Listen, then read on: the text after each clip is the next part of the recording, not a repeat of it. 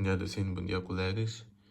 Eu chamo-me Shelton Neves e hoje vou falar acerca da norma 24, que tem como nome provisões, passivos contingentes e ativos contingentes, onde o meu trabalho será estruturado da seguinte forma. Em primeiro lugar, falar do objetivo, de seguida, vou falar do âmbito, de seguida, falar das provisões e outros passivos, mensuração, passivos contingentes, ativos contingentes e, por fim, casos práticos. Onde, em primeiro lugar, falar acerca do objetivo, quer dizer que o objetivo desta norma é de assegurar a publicação dos critérios, ou seja, princípios, podemos dizer assim também, de reconhecimento e mensuração. De reconhecimento e bases de mensuração adequadas para as provisões, passivos contingentes e ativos contingentes. Falar do âmbito agora. Dizer que esta norma deve ser aplicada na contabilização de provisões, passivos contingentes e ativos contingentes, excepto os que resultam das contratações executórias, excepto quando o contrato é oneroso. Ou seja, o que eu quero dizer com isso? Estou a dizer que, ou seja, quando o contrato tiver um valor, ou seja, isso quer dizer que quando paga-se um bônus e também os cobertos por outras normas, ou seja, quando não se aplica na norma 24.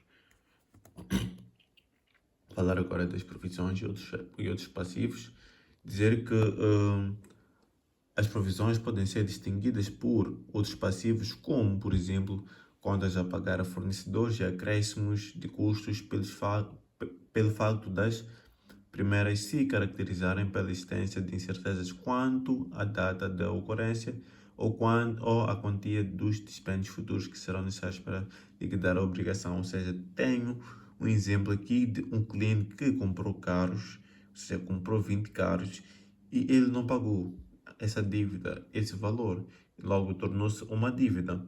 Então, teremos que criar uma provisão para conseguir fechar o valor que está em vácuo, ou seja, a lacuna que não tem um valor que ele está a dever. Falar agora do reconhecimento, que diz que, em primeiro lugar, uma provisão deve ser reconhecida quando a entidade tem uma obrigação presente ou legal ou construtiva em resultado de um acontecimento passado, seja aquilo que eu estava a falar, uma compra de carros que foi feita anteriormente e ainda não foi pago, ou seja, é um acontecimento passado. 2. É provável uma saída de recursos que incorporam benefícios econômicos será necessária para liquidar a obrigação. E 3. Pode ser feita estimativa fiável da quantia da obrigação. Falar agora do ativo contingente. O que é um ativo contingente? Um ativo contingente seria um artigo que não está pronto, ou seja, que ele, vou dar aqui um exemplo de um artigo, né? Então, dizer que um ativo contingente é um ativo que ainda não está pronto, ou seja, um ativo que nós temos, ou seja, um artigo que temos que muda de lugar, ou seja, de Maputo, este em Maputo será produzido em Cabo Delgado, mas quando vai para Cabo Delgado ele ainda não está pronto, ele ainda está a ser produzido de qualquer forma, ou seja, isso é um ativo contingente, um artigo, ou seja, que ainda está em produção. Passivo contingente seria uma obrigação presente resultante dos eventos passados, mas que a quantia de obrigação não pode ser mensurada com suficiente fiabilidade. Temos aqui caso prático 1, que diz que uma empresa, num processo judicial, o montante reclamado é significativo e o processo está numa fase inicial. Embora os gestores estejam a defender energeticamente a sua posição, não é possível determinar o fecho do processo. Alinhar, qual deve ser o tratamento a dispensar a esta situação nas transações financeiras? Dizer que isso trata-se de um ativo contingente. Por que trata-se de um ativo contingente? Trata-se de um ativo contingente porque essa incerteza, ou seja, por causa da incerteza do cliente, ou seja, no Tribunal Supremo podemos ter um ganho ou uma perda quando nós conhecemos a quantia, ou seja, porque dá uma incerteza. Só pode ocorrer ou não este caso. Então, por esse sentido, dá-se a entender que é um passivo contingente, ou seja, porque não temos aquilo pela incerteza, Então, aqui é uma obrigação presente no resultado dos eventos passados, mas que a quantia da obrigação não pode ser mensurada com suficiente fiabilidade. Ou seja, não temos a certeza, não temos a confiança, o cliente não tem a confiança e por isso é um passivo contingente. Temos aqui o caso prático 2, que diz que um ex-empregado moveu um processo judicial reclamando uma indemnização de 50 mil meticais no ano N. A perda foi considerada provável em N mais 1. Considera-se que a perda é possível. Efetue lançamentos contabilísticos aplicáveis. Considera uma taxa de imposto sobre os lucros de 30%. O que acontece aqui? Nós temos os 50%, ou seja, os 50% a gente multiplica pelos 30% que é o imposto, é a taxa do imposto dos lucros, e vamos ter o valor de 15 mil.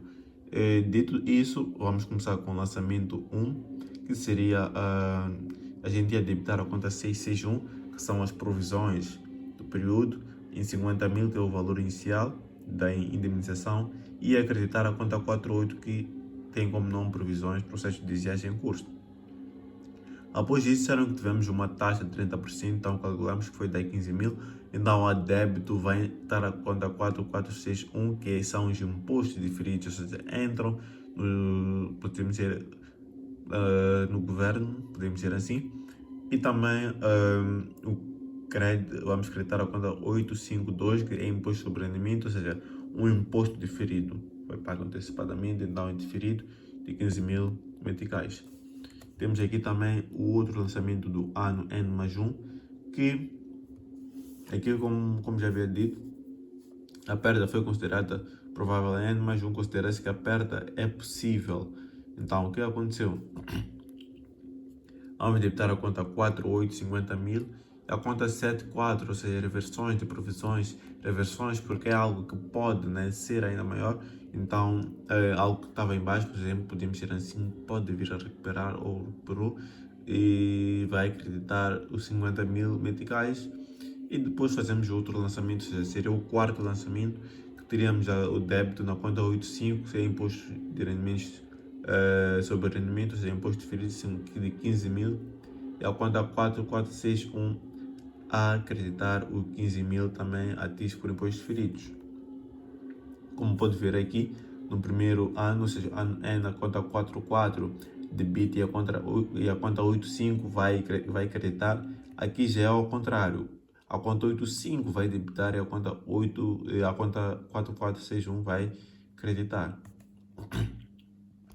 Temos aqui o caso prático 3, diz que durante o ano N, alguns clientes sofreram uma intoxicação alimentar numa cadeia de restaurantes. Foi movido um processo judicial contra a empresa, sendo opinião dos advogados que será pouco provável que a empresa seja condenada a pagar qualquer indemnização, qual o tratamento que pode ser dado nas contas do ano N. Temos aí a solução, que diz que não deve ser constituída qualquer provisão, uma vez que a estimativa na data do balanço é a perda da remota. Ou seja, o que é uma provisão? Que eu gostava de dizer, uma provisão seria podemos dizer que seria algo que seria criado depois de efetuar-se uma dívida de um cliente ou por aí vai, que essa provisão seria criada para fechar a lacuna, né, que tem aí. Então, neste caso, eles comeram e depois passaram mal. Então, não tem, podemos dizer assim, uma dívida, ou seja, simplesmente a comida não estava boa e eles acabaram passando mal e né, acabaram passando mal, mas pagaram, podemos dizer assim, o restaurante, a comida. Então aí dificilmente teriam uma previsão porque não temos nenhuma dívida, mas sim um problema. Então esta foi a minha apresentação, muito obrigado, espero que o docente tenha compreendido, os colegas tenham compreendido. Até a próxima.